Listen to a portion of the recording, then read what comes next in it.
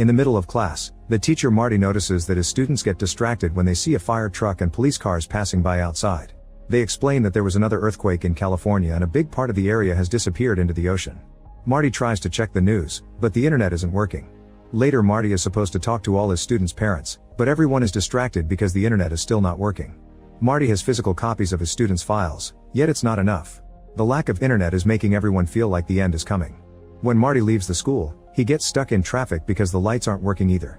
During the drive, he sees a sign above the bank that thanks Chuck for 39 great years.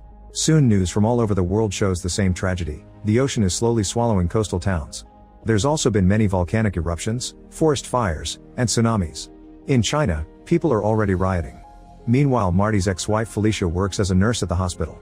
For the last few weeks they've been losing lots of staff members to self-deletion, so watching her co-workers die one by one has taken a toll on her mental health. She takes a break in the restroom only to hear more bad news on the radio and the host, thanking Chuck for 39 great years. When a colleague asks Felicia if marriage or divorce is easier, Felicia answers marriage because it's done in an hour, while divorce takes months.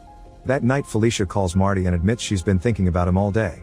She wonders if split couples are remarrying because people want something familiar in these hard times, and shares some examples of coworkers who quit to be with their families. Marty shares that he doesn't have many students left either and gets philosophical, talking about the cosmic calendar and humanity's place in the universe. Then Felicia mentions the Chuck ad she saw earlier and Marty admits he saw it too, so they wonder who is putting up ads during the end of the world. Neither of them knows who Chuck is. After the call ends, Marty tries to watch TV, but soon the signal goes down just like the internet. After a few seconds of nothing, Chuck's face appears and an announcer thanks him for 39 great years, only for the signal to go out again when the ad is over. The next morning Marty notices that his neighbor isn't using his car.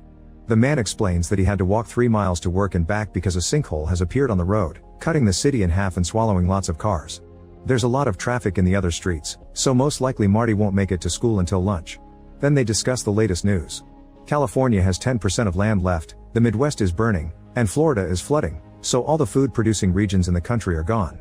Europe is in a similar situation, and famine has already taken over Asia, where 1 million people are dead. The bubonic plague is back, and only a few bees are left, probably in South America. At that moment Marty sees a lot of neighbors coming home because they couldn't go to work. The sinkhole has swallowed their cars and even their workplaces. Marty talks to a friend of Felicia's who worked at the bank and asks her about the Chuck sign, but she doesn't know what it means either. Everyone walking around looks depressed and Marty's neighbor points out that they've been going through the stages of grief. When everything started, there were protests and riots. This was followed by lots of self-deletion. But now people have come to terms with it and will just wait for the end. The conversation is interrupted by a plane writing, "Thanks Chuck" in the sky. On her way to work, Felicia notices all the walls covered with dozens of graffiti dedicated to Chuck.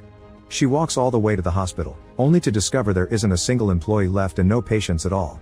However, all the monitors are still working and tracking exactly the same heart rate in perfect beeping coordination. The beds are empty, but it's as if all the monitors were connected to the same person. Sometime later Marty gets frustrated because the TV is still receiving no signal, and when he tries to call Felicia, he discovers phone lines aren't working anymore either. He decides to go looking for her and as he crosses town, he sees lots of abandoned cars and more Chuck ads. Sam's resting on a bench and Marty asks him if he knows who Chuck is, but Sam has no idea. In fact, he asked around too, but nobody had an answer. Since Sam is going in the same direction, he and Marty walk together for a while. They chat and get philosophical as they discuss how much time a person truly has in their lives. Eventually Sam's arthritis requires him to rest, so he stops at a bench to watch the sunset and Marty continues walking alone. In the evening Marty reaches Felicia's neighborhood. He comes across Iris, who recognizes Felicia's name and says she was always nice to the local kids, even giving them cookies. Iris is out there skating because she wants to have a good time before the end. Suddenly the power goes out in the whole area and Marty tells Iris to go home for safety. At that moment, glowing Chuck ads appear on the windows of every house, making it look like a ghost town. A worried Marty starts running and finally finds Felicia, so the couple reunites with a hug. He asks about the ad, but she has no idea how that appeared in her house too. Meanwhile, a 39-year-old Chuck is in bed looking really weak and sick. He's connected to a heart monitor, which shows the same rate that was shown at the hospital. His wife Ginny and son Brian are keeping him company and crying because they know he doesn't have much time left. Back to Marty and Felicia, they go to her backyard to admire the sky. With the power gone in the whole world, now the stars are brighter and easier to see. They hold hands as they identify the different constellations, only for a star to suddenly disappear. Then Mars disappears as well. One by one, the stars start disappearing in the sky. At the same time, Ginny and Brian say goodbye to Chuck as he dies and thank him for 39 great years. Marty tries to tell Felicia that he loves her, but everything goes black when the world ends. 9 months before the end of the world, Taylor works in a record store. However, she loves music so much that she likes setting up her drums on a busy corner and playing for the crowd. Sometimes she gets tips from the crowd, but they're rare. Meanwhile, Janice is going home in a bad mood because her boyfriend just broke up with her through text. She works at a bookstore, but lately she's been feeling like her life is going nowhere, especially since she used to be a very talented dancer as a kid. Chuck is in town too, attending a banking conference. He's a successful accountant for an important bank, has been faithful to Ginny since he met her in high school, and is proud of Brian for being a good student. However, he isn't happy with his life either because his job is very boring and he hates other accountants. When Taylor sees Chuck being all serious as he walks down the street, she starts playing an upbeat tune to lighten the mood. To her surprise, Chuck stops in front of her and after some hesitation, he starts dancing. Soon a crowd gathers around him, including Janice, who needs something upbeat in her life. She starts dancing too, so Chuck brings her to the middle of the circle and they start moving together to the rhythm of Taylor's music. Soon Chuck feels some pain in his head, but he blames it on his glasses and takes them off before he continues dancing. The crowd claps and cheers, enjoying the performance so much that they drop tons of tips in Taylor's hat. Afterward, the trio goes to a cafe and Taylor shares the money. Chuck looks a bit sick, but he swears he's fine. Taylor wants to know what made him stop to dance and Chuck says he doesn't know while his mind thinks about his old band. When it's time for Taylor to leave, she hugs everyone as she calls them buskers forever. Then Chuck and Janice go on a walk together. Janice shares the details of her breakup and Chuck assures her that she'll be fine. After they split, Chuck looks around the area and sees Iris skating. He also notices the empty corner and can't stop wondering why he stopped to dance. Later, when his illness makes his body so weak that he can't chew or walk, Chuck will remember his dance and conclude that's why God created the world. As a 7-year-old, Chuck lives with his grandparents because his parents died in a car crash. To make matters worse, his mother was pregnant when it happened. For a long time, the household is nothing but sadness. Albie deals with his grief by drinking and concentrating on his accounting job. Sarah loses interest in all her hobbies and most of the time she orders takeout instead of cooking. By the time Chuck turns 10, the household has regained a good mood, although Albie continues to drink. Sarah is cooking again and listens to music so she can dance in the process. She often makes Chuck dance with her, which explains where he's learned all those amazing moves. They also watch lots of movies together with a preference for those with dancing scenes. His grandparents' house quickly becomes Chuck's true home, but there's one exception: he isn't allowed to enter the cupola on the roof. Albie and Sarah say that the cupola is forbidden because the floor is unstable and there's nothing up there anyway. Chuck approaches the door in secret, but he isn't able to remove the lock. The night before Chuck's 11th birthday, Albie and Chuck are watching a documentary about Carl Sagan and the cosmic calendar. Since Albie is very drunk, Chuck brings up the topic of the cupola. Albie says that up there someone could see more than what they actually want, and that's why it's locked. He explains that this house is very old and has been remodeled many times, but the cupola has been there since the beginning. In all his time living here, Albie only visited the cupola a handful of times. He claims that in that room, he saw the ghosts of people before their deaths. Albie says that waiting for death is always the hardest part. When Sarah comes home, he sends Albie to get some groceries so the fresh air can sober him up. Then she tells Chuck not to believe Albie's stories because they're just drunk ramblings. Later, Chuck asks a neighbor about the dead people Albie mentioned and how he was involved in their lives. It seems the ghosts are the manifestation of Albie's guilt for not being able to help certain friends. At school, Chuck's favorite class is English. The teacher is too sweet to be taken seriously and the kids misbehave around her. One afternoon after class, Chuck asks her about a poem she read earlier, which has the line, "I am large, I contain multitudes." She explains that a person is made of everyone they know, everything they've seen, and everything they've experienced. Each person has a whole world in their minds and they get to choose what to fill it with. Chuck realizes that if someone dies, that world disappears. This confirms that the beginning of the story is a metaphor for the world in Chuck's mind, which ends when he dies. On his way out, Chuck sees Marty in another classroom.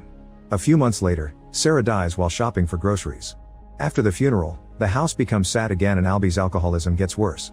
Chuck goes to the grocery store and asks the cashier for details of what happened. The girl explains that Sarah just collapsed suddenly, so there's not much to tell. One night, Albie falls asleep on his desk and Chuck steals his keys to finally open the cupola. When he's about to step inside, Albie yells at him and drags Chuck away. Then Albie comes to the door to close it, but he sees something inside and immediately freezes in horror. With trembling hands, he forces himself to move and closes the door before he notices Chuck crying. He comforts his grandson, who asks him what he saw. However, Albie says he shouldn't know and hugs him while apologizing. Later at school, Chuck learns that there's a dance club and decides to join it in memory of Sarah. The teacher is happy to see another boy because the club is always mostly girls, and she trains them in a different music genre every day. Chuck is paired with Kat, an older girl who is also the best dancer in the class. He develops a crush on her and tries to impress her with the moves Sarah taught her, only to end up teaching everyone. Kat already has a boyfriend, But she still agrees to dance with Chuck at their school's fall fling. After the teacher gifts him new shoes so he can be more comfortable dancing, Chuck considers it could be his career. However, Albie continues to train him in math so he can have a future, since artists don't make money. Albie also explains that math is in every corner of the universe, even in music itself because of how it counts notes and tempo. All his accounting files have people's entire lives in them in the form of numbers. Math is art that doesn't lie. On the night of the fall fling, Chuck refuses to dance with Kat and makes up an excuse about his leg hurting. His teacher overhears him and says that if he doesn't want to dance anymore then he doesn't have, but he should at least be honest with Kat. Chuck goes outside and looks at the stars for a while to calm down and put his thoughts together. Then he returns to the party and finally asks Kat to dance. They do their routine in the middle of the dance floor and everyone gathers around them to cheer. Their dance is perfect and at the end of it, Kat kisses Chuck's cheek, which annoys her boyfriend. 6 months before Chuck's death, he tells Ginny the truth about the scar on his hand. After the party, young Chuck goes to the football field and continues to dance under the stars. He loses himself in the feeling of freedom and happiness that dancing inspires in him, and this distraction causes him to accidentally hit his hand on the fence. Ginny doesn't understand why Chuck lied about it and he admits he doesn't get it either. 5 years later, Albie dies of a heart attack at home while a teen Chuck is away playing and dancing with his band. Mortician Sam surprises Chuck by revealing Albie has already paid for his funeral because he knew this day was coming, making Chuck wonder if that's what he saw in the cupola. Since Chuck inherits the house, he decides to continue living there instead of moving with his maternal grandparents. They end up joining him there until he leaves for college, since Albie also left money for his education. Later when Chuck marries Ginny they move to that house too. The funeral happens before his maternal grandparents arrive though, so Chuck has to be alone during that hard time. Later Sam sends him an envelope with all of Albie's personal effects, including the keys. Chuck finally enters the locked room and finds it empty with a perfect floor. When he looks out the window, he simply sees the town. Feeling disappointed, Chuck turns around to leave, but at that moment he has a vision of his old self dying in bed. This confirms Albie did see all those neighbors' deaths, but he also saw Sarah's and his own. This is why he thought the waiting was the hardest part. After the vision disappears, Chuck decides he'll continue to live his life to the fullest, refusing to surrender to depression like Albie did. He recites the poem his teacher taught him, reminding himself that he contains multitudes. Make sure to subscribe and turn on notifications so you can watch more videos like this. Thanks for watching.